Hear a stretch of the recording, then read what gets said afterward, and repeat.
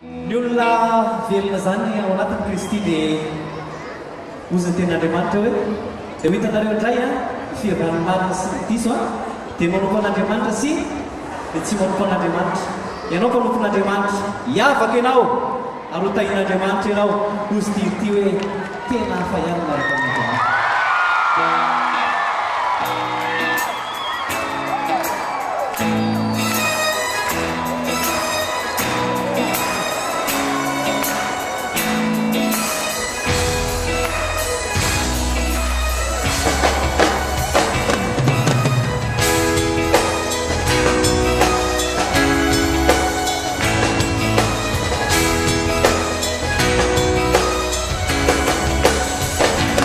Tena foi miaraka amin'izay mahita fiadanam mandrakizay fanary sarotra sy olana mamay hitanany mahery ao miaranay. Tena foi miaraka amin'izay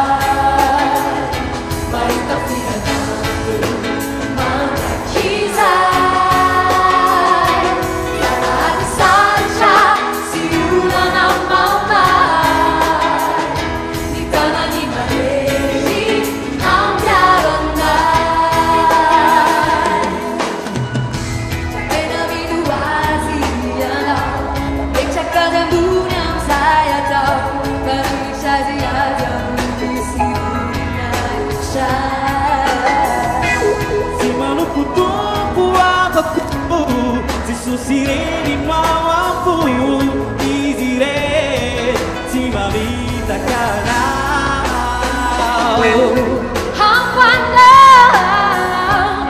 suava la via mi appisare non si può se fossi io titolo